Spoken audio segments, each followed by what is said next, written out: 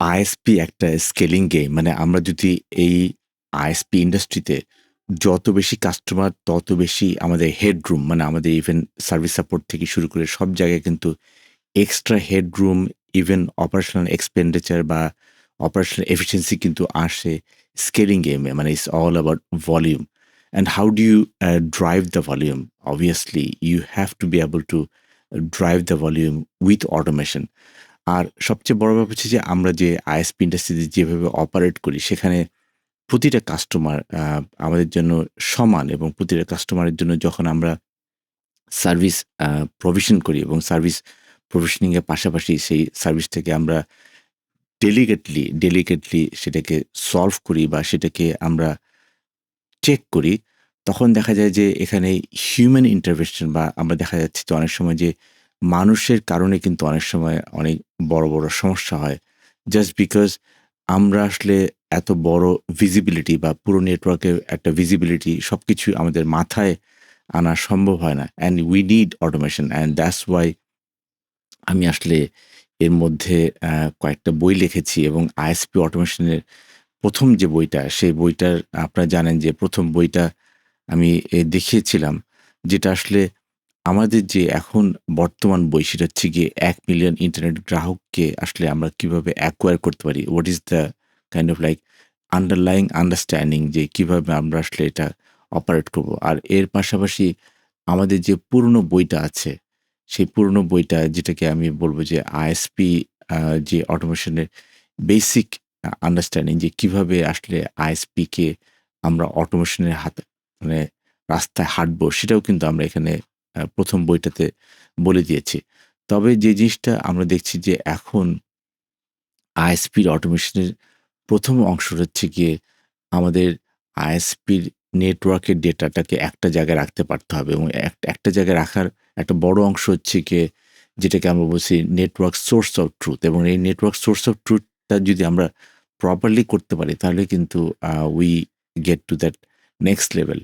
আর আরেকটা জিনিস হচ্ছে গিয়ে আমরা এখানে আ ধরা যাক কেন আ নেটওয়ার্ক সোর্স অফ ট্রুথ ছাড়া স্কেল আপ করা সম্ভব না।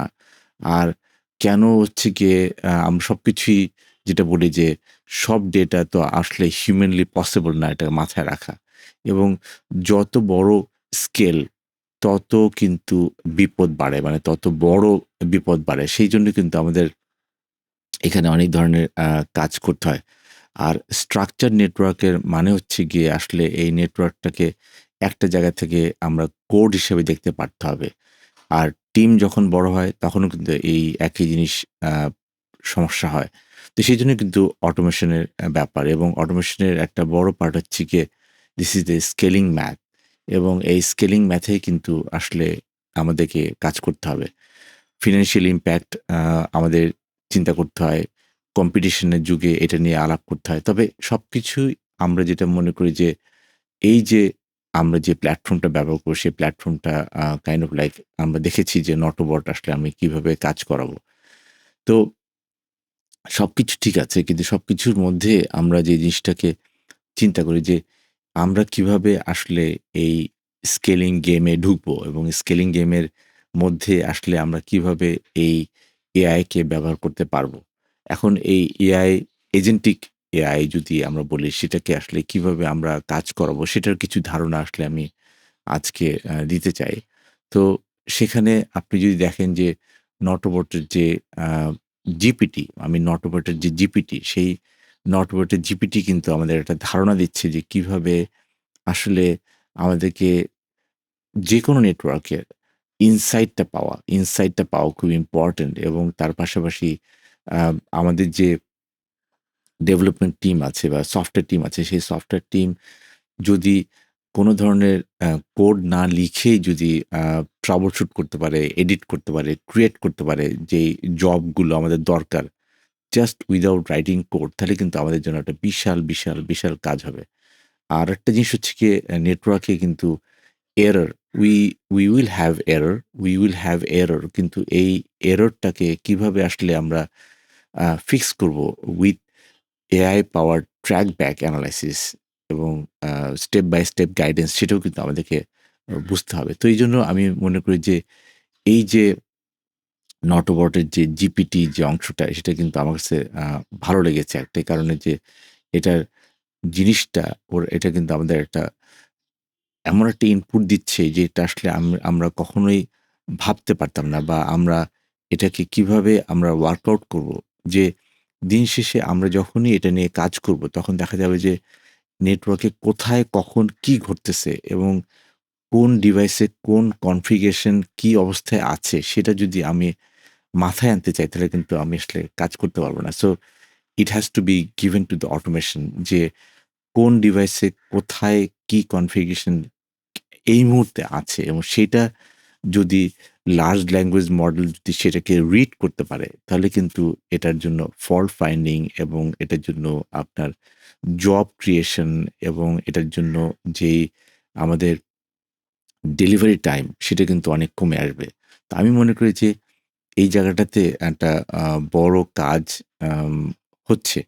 তো আমি সেইটাই যদি আপনাদেরকে দেখাই যে আসলে আমরা যেভাবে আ আমরা দেখছি যে আসলে কিভাবে আমাদের নটবটের ডেটা মডেলটা এখানে কাজ করবে সেটাও আমাদের একটু ১ম এ বুঝতে হবে যে এই ডেটা মডেলটা আসলে কিভাবে আ নটবট 2 2.x এ ছিল আর এখন 3.x এ নটবটটা কিভাবে কাজ করবে সেই ধরনের কিছু ডেটা মডেল আমাদেরকে ধারণা পেতে হবে। তারপর হচ্ছে গিয়ে এই যে ডিভাইসের সাথে যে কানেক্টিভিটি আ এবং এপিআই কিভাবে ব্যবহার করব না করব সেটাও কিন্তু অনেক ধারণা এখানে আমি দিয়েছি। তবে এটার পাশাপাশি ছোট একটা আইএসপি সেটআপ কত হতে পারে ৫,০০০ এর জন্য। তারপর হচ্ছে মিডিয়াম আইএসপি ৫০,০০০ কাস্টমারের জন্য কিরকম একটা সেটআপ হতে পারে। তারপর হচ্ছে গিয়ে এপিআই এবং অটোমেশন আমি কিভাবে কাজ করাবো এবং তার পাশাপাশি ১,০০,০০০ কাস্টমার আমরা আসলে কিভাবে ১,০০,০০০ কাস্টমারের দিকে হাঁটতে পারি। তারপরে হচ্ছে গিয়ে ১,০০,০০০ গ্রাহকের আইএসপি এবং সেখানে কিন্তু kind of like foundation, growth phase, medium ISP, large ISP, enterprise স্কেলে কিভাবে আমরা যাবো এবং মিলিয়ন আ মাইলস্টোনে আসলে আমরা কিভাবে যাবো? দ্যাট ইস সামথিং এখানে একটা আমরা আলাপ করেছি। তবে আমি সবসময় যেটা বিশ্বাস করি যে anything and everything is possible when you have your data ready আর ডেটা যখন আপনি আ ঠিক করতে চাবেন বা ডেটাকে যদি আপনি একটা জায়গায় আনতে চান, তাহলে কিন্তু you need a this this book যে বইটা আসলে অনলাইনে পুরোপুরি আছে। You might not have to buy this, but this is the book that will give you the basic understanding of how ISP automation works এবং ISP automation আসলে আমরা কোন লেভেলে কাজ করাতে পারবো।